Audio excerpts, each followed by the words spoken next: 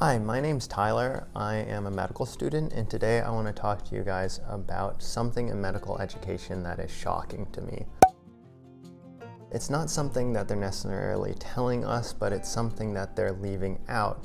And the topic is nutritional science. Nutritional science is something that is almost untouched in our medical education. I mean, sometimes we'll have lectures on it, maybe once every 2 months. We'll have like short quizzes after tests on it. And I think this generally is because the science and the research in nutrition over the last, 50 years has been pretty bad. We've really been stuck in the 80s as far as what we're telling people to eat. And this is clearly seen because if you look over the past 50 years, our nation's health has not improved. In fact, it's gotten a lot worse. So I just want to tell you guys a little bit about myself and this channel. I've been interested in nutritional theory for, let's say, over half of my short life. And it all started after seeing that documentary Super Size Me when I was about 9 years old. And after that, I sort of boycotted fast food for 2 years. I think a lot of people did that. I really started getting into nutritional theory in high school. So in 2013, I was reading books like The Omnivore's Dilemma, Wheat Belly. I was watching things like Food Inc. At this time, my family really started transitioning into a more gluten-free type diet. We stopped cooking pasta, we stopped eating bread, we were leaning towards things like quinoa, and I would eat a lot of yogurt, and I was eating low GI granola. And then in early 2016, that's when the early keto people started to really gain traction. I really started also investing in this idea that fat actually may be a really important part of our diet. I remember during that year, my roommates and I would actually take straight shots of olive oil,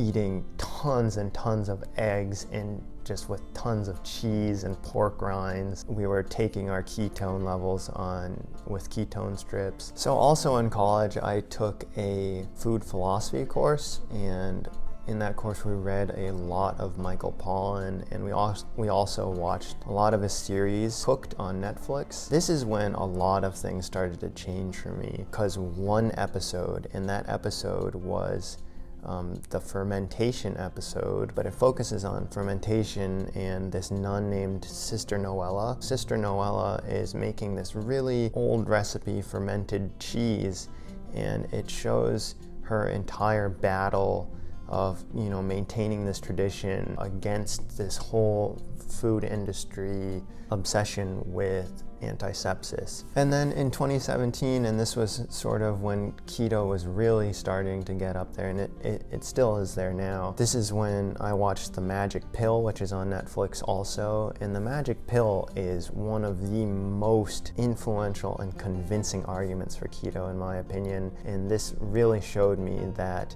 keto has to be beneficial somehow, even if it's not reliant on very, very well thorough, backed up, controlled studies in scientific settings. In 2018, I was reading books like The Plant Paradox. The Plant Paradox got a lot of traction, mainly because of Kelly Clarkson. So my mom read it and then I read it. But anyway, this guy has some good points. I had never heard of lectins before, and it did show me sort of the power of all of these plant toxins and these small things that build up over time that make things hard to digest and almost toxic sometimes. The Plant Paradox book really showed me some of the holes in keto. Eating straight keto with processed foods like Walmart eggs and eating tons of Sysco hamburgers, heavy cream, that's not necessarily a good thing. A lot of what I was eating when I was on keto,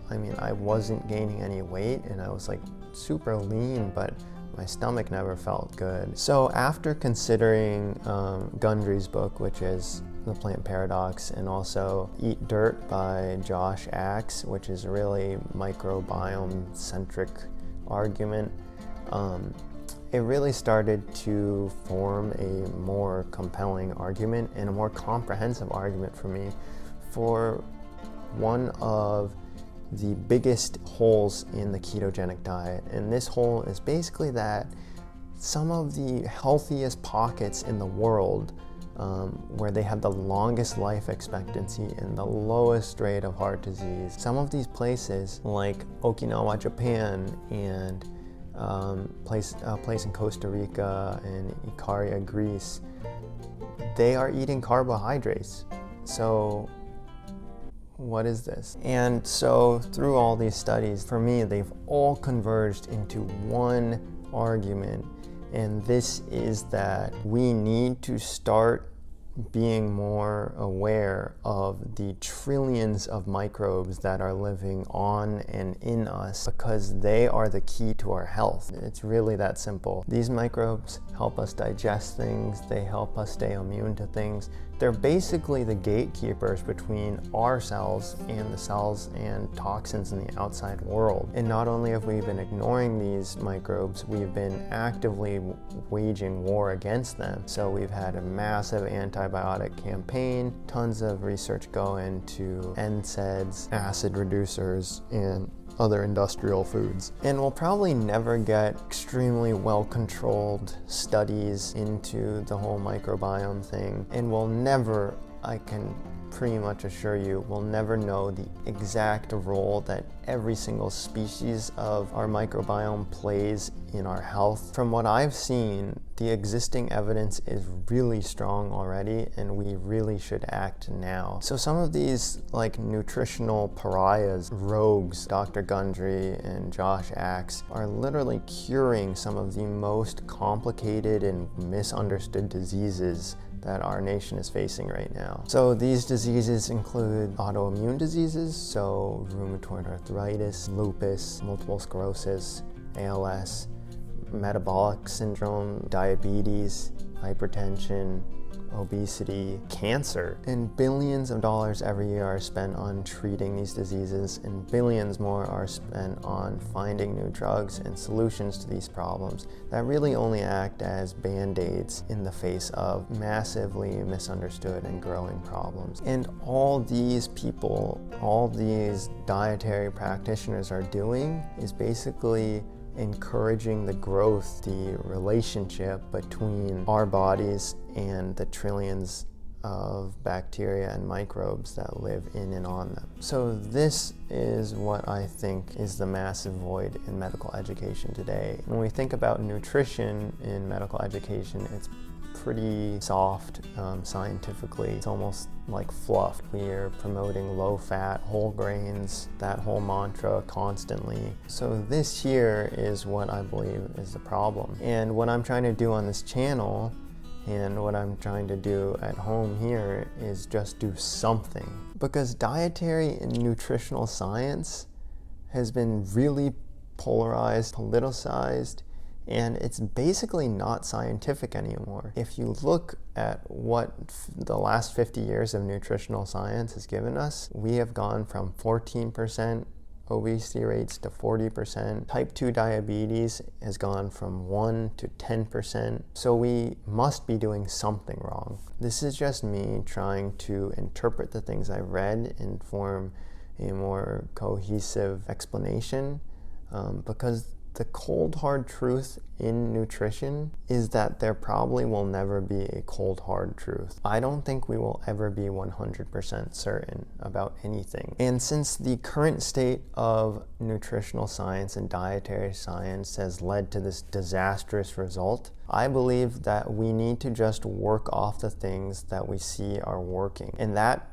requires that we take some leaps of faith, because if we don't, we're all going to end up screwed. So in this channel, I basically wanted to make something that is centered around a microbiome friendly diet that's aligned with some of the things that I've said in this video. And along with that, it includes high fiber intake, non-inflammatory carbohydrates, and some meats and cheeses. And so the goal here is not necessarily to lose weight, although that probably will happen.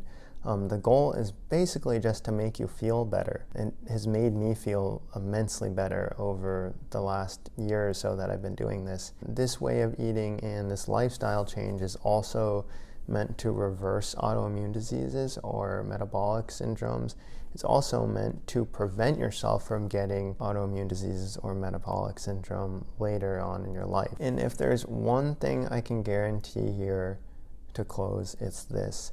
We have been underestimating the power of microbes for the good and for the bad. And they have been on this planet for way longer than we have, and we have a lot to learn from them. Okay, so if you guys are interested in any of the things that I've talked about, and if you have any comments on them or questions, feel free to comment in the comments below. And also feel free to like and subscribe. I'll be putting out a video probably around every week. Very active seniors in their 90s and 100s in the town of Ogimi, defying the physical odds of age. Here they run. They dance. In a culture where Alzheimer's, cancer, and heart disease is unheard of among these elders.